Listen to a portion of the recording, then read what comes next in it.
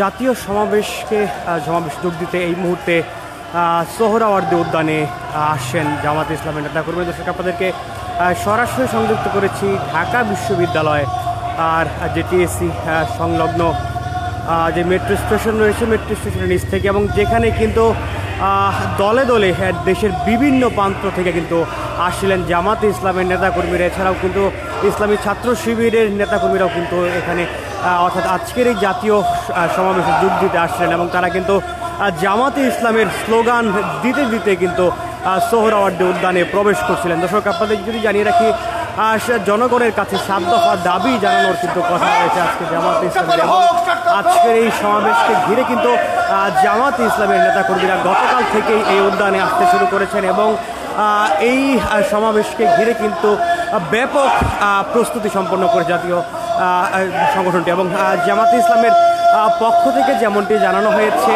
আজকে প্রায় 10 লক্ষ মানুষের জমায়েত হওয়ার কথা তারা প্রত্যাশা করছেন। এছাড়াও কিন্তু তারা যে বিষয়টি বলছিলেন, আজকে প্রায় 10,000 বাস কিন্তু দেশের বিভিন্ন প্রান্ত থেকে আসবে এই ঢাকা শহরে। এছাড়াও কিন্তু ট্রেন রয়েছে, বিশেষ ট্রেনের ব্যবস্থা করা হয়েছে। এছাড়াও লঞ্চেও কিন্তু আসছেন জামাত ইসলামের নেতাকর্মী। দর্শক, এই মুহূর্তে কিন্তু ঢাকা বিশ্ববিদ্যালয়ের যে মেট্রো স্টেশন রয়েছে তার নিচে কিন্তু জামাত ইসলামের নেতাকর্মীরা যারা দেশের বিভিন্ন প্রান্ত থেকে আসছিলেন, তারা যেই যানবাহনে আসছেন, তবে তাদের কিন্তু নির্দিষ্ট জায়গায় কিন্তু তাদেরকে তারপর পায়ে হেঁটে কিন্তু এই সমাবেশ স্থলে আসতে হচ্ছে। এবং এই যেই সোহরাওয়ার্দী উদ্যান রয়েছে, সেই উদ্যানের যে গেট রয়েছে তার সামনেই কিন্তু এই মুহূর্তে জামাত ইসলামের নেতাকর্মীরা যারা গতকাল রওনা দিয়েছিলেন দেশের বিভিন্ন প্রান্ত থেকে, তারা কিন্তু প্রবেশ করতে শুরু করেছেন, এবং গতকাল রাতভর কিন্তু সেখানে অবস্থান করেছিলেন জামাত ইসলাম এবং তার ইসলামী ছাত্র শিবির নেতাকর্মীরা। এবং যেমনটি জানানো হয়েছিল সংগঠনের পক্ষ থেকে, গতকাল কিন্তু এই সমাবেশ স্থল পরিদর্শনে এসেছিলেন কেন্দ্রীয় নেতৃবৃন্দ যারা রয়েছেন তারা। এছাড়াও সম্প্রতি কিন্তু একটি সংবাদ সম্মেলনে সংগঠনটির সেক্রেটারি জেনারেল যেমনটি জানিয়েছিলেন, প্রায় 10 লক্ষ লোকের সমাগম হওয়ার প্রত্যাশা তারা করছিলেন। এছাড়াও তারা বলছিলেন এখানে কিন্তু প্রায় 10,000 বাসের মতো কিন্তু ঢাকায় প্রবেশ করবেন তাদের নেতাকর্মীরা। এছাড়াও লঞ্চ, ট্রেনেও কিন্তু তাদের যাতায়াত করবে তাদের নেতাকর্মী। দর্শক, আপনাদের যদি জানিয়ে রাখি, জামাতের পক্ষ থেকে যেমনটি বলা হয়েছে, এই সমাবেশ থেকে পিআর পদ্ধতি বা সংখ্যানুপাতিক হারে সংসদ নির্বাচন, জুলাই গণহত্যা, দৃশ্যমান বিচার এবং লেভেল প্লেইং ফিল্ড নিশ্চিত সহ 7 দফা দাবি জনগণের কাছে পৌঁছে দিতে চায় এই সংগঠনটি। এবং সে লক্ষ্যেই কিন্তু নেতাকর্মীরা আজকের এই সমাবেশ অংশগ্রহণ করছেন। এবং জামাত ইসলামের পক্ষ থেকে যেমনটি বলা হচ্ছে, এই সমাবেশকে কিন্তু সাম্প্রতিক সময়ে অর্থাৎ বিগত সময়গুলোতে কিন্তু জামাত ইসলামের পক্ষ থেকে জাতীয় সমাবেশ বা একসাথে এত বড় সমাবেশ ঢাকায় কিন্তু তারা করতে পারেননি। তবে 5ই আগস্ট আওয়ামী লীগ সরকার পতনের পর কিন্তু তাদের বেশ কিছু সমাবেশ এবং কার্যক্রম কিন্তু লক্ষ্য করা গেছে। তবে এই আগস্টের পর সবচেয়ে বড় ধরনের কিন্তু সমাবেশ বলা হচ্ছে আজকের এই সমাবেশকে। এবং এই সমাবেশকে ঘিরে কিন্তু নিরাপত্তা ব্যবস্থাও জোরদার করা হয়েছে। এছাড়াও যেমনটি জানানো হয়েছে জামাত ইসলামের পক্ষ থেকে, তাদের 6,000 স্বেচ্ছাসেবক কিন্তু আজকের এই সমাবেশের দায়িত্ব পালন করছেন স্বেচ্ছাসেবী হিসেবে। এছাড়াও আইন শৃঙ্খলা বাহিনীর পক্ষ থেকেও কিন্তু সকল ধরনের নিরাপত্তা ব্যবস্থা নিশ্চিত করা হয়েছে। আমরা একটু কথা বলতে চাই একজন কর্মীর সাথে। আপনি কোথা থেকে এসেছেন একটু জানাবেন? আমি ফেনী থেকে আসছি। কোথা থেকে এসেছেন? আসসালামু আলাইকুম রহমতুল্লাহ। আমি ফেনী থেকে আসছি। আলহামদুলিল্লাহ, আল্লাহ পাকের শুকর, দীর্ঘ 17 বছর পর আলহামদুলিল্লাহ বাংলাদেশ জামাত ইসলামী এখানে সমাবেশ করতে পেরে আমরা আসতে পারি, আল্লাহ শুকর আদায় করছি আলহামদুলিল্লাহ।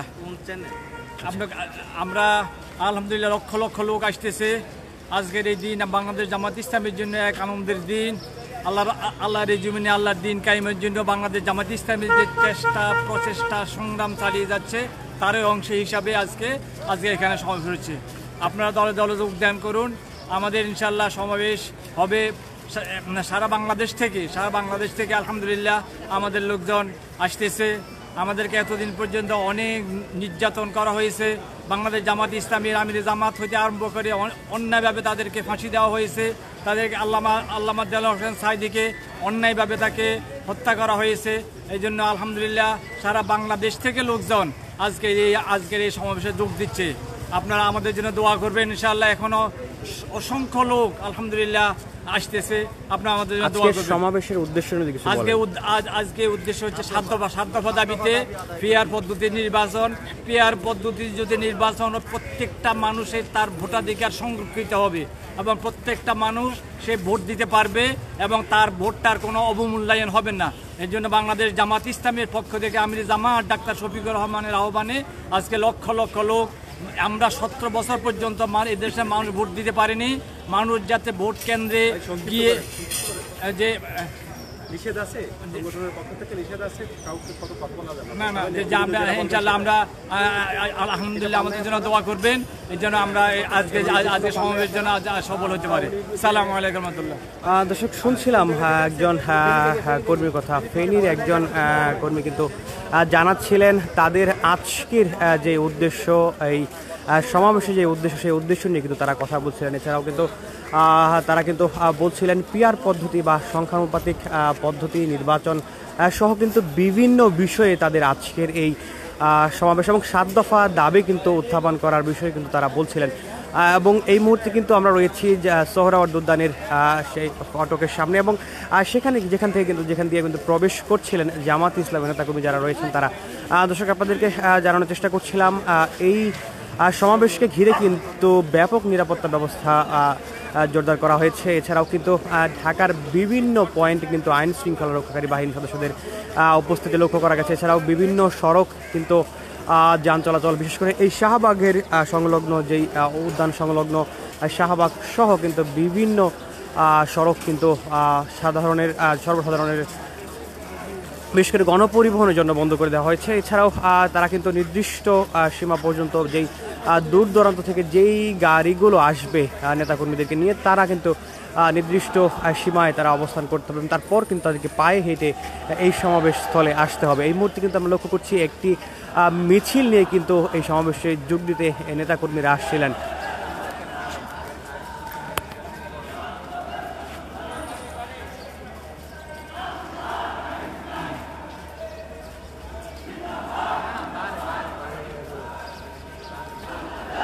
জামাতের পক্ষ থেকে যেমনটি বলা হয়েছে, পিআর পদ্ধতি বা সংখ্যানুপাতিক হারে সংসদ নির্বাচন, জুলাই গণহত্যার দৃশ্যমান বিচার ও লেভেল প্লেইং ফিল্ড নিশ্চিত সহ কিন্তু 7 দফা দাবি আজকে উত্থাপন করা হবে এবং জামাত ইসলামের আমির ডাক্তার শফিকুর রহমান কিন্তু এই 7 দফা দাবি উত্থাপন করার কথা রয়েছে। এছাড়াও কিন্তু বিভিন্ন রাজনৈতিক দলের নেতৃবৃন্দকে আজকের এই সমাবেশে আহ্বান করা হয়। দর্শক, আমরা লক্ষ্য করছি ঢাকা বিশ্ববিদ্যালয় এরিয়া থেকে কিন্তু একটি মিছিল এসে সমাবেশ স্থলে আসার চেষ্টা করছে এবং বিভিন্ন স্লোগানে তারা কিন্তু এগিয়ে আসছিলেন।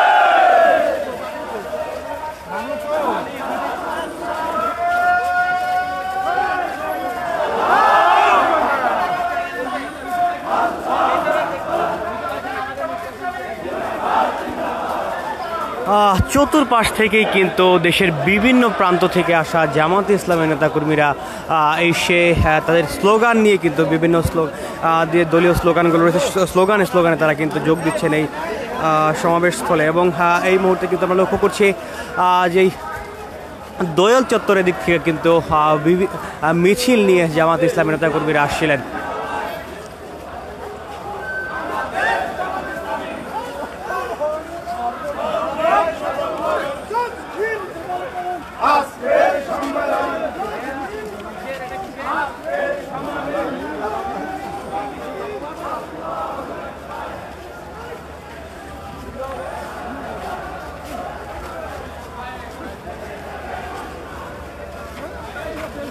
দলে দলে কিন্তু এসে যোগ দিচ্ছেন আজকের এই সমাবেশে, এবং আজকের এই সমাবেশটি কিন্তু বেলা 2টায় শুরু হওয়ার কথা রয়েছে। তবে গতকাল থেকেই কিন্তু জামাতে ইসলামের নেতাকর্মীরা এই সমাবেশে যোগ দিতে শুরু করেছেন, এবং অনেকেই কিন্তু এই সমাবেশ স্থলে অর্থাৎ সোহরাওয়ার্দী উদ্যানের ভিতরে রাত্রি কাটিয়েছেন, এবং তারা কিন্তু সেখানকার সকল ধরনের প্রস্তুতি সম্পন্ন সহযোগিতা করেছেন অনেকেই।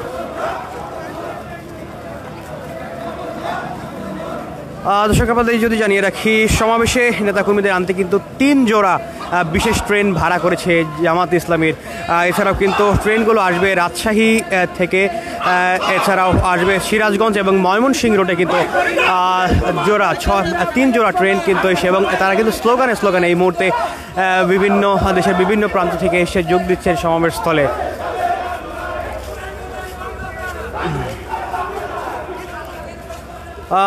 সংগঠনটির পক্ষ থেকে যেমনটি জানানো হয়েছে, সকাল থেকে কিন্তু কোরআন পাঠ করে, অর্থাৎ সকাল 10টা থেকে কিন্তু কোরআন পাঠের মাধ্যমে কর্মসূচি শুরু হবে, এবং সেখানে কিন্তু হামদ ও নাত তেলাওয়াত চলবে। এছাড়াও কিন্তু 20টি পয়েন্টে প্রায় 6000 স্বেচ্ছাসেবক দায়িত্ব পালন করছে। এই বিষয়টি কিন্তু জামাত ইসলামের পক্ষ থেকে জানানো হয়েছে, এবং ঢাকা শহরের বাইরে থেকে যারা আসবেন তাদের জন্য কিন্তু 15টি পার্কিং পয়েন্ট রাখা হয়েছে। সেই বিষয়টি কিন্তু জামাত ইসলামের পক্ষ থেকে জানানো হয়েছে। দর্শক, এই ভোরবেলায় অর্থাৎ ফজরের নামাজের পর কিন্তু অনেকে এসে যোগ দিচ্ছেন এই সমাবেশ স্থলে। আমরা দর্শক কিছুক্ষণের মধ্যেই এই সমাবেশ স্থলে অর্থাৎ সোহরাওয়ার্দীর ভিতরে প্রবেশ করব।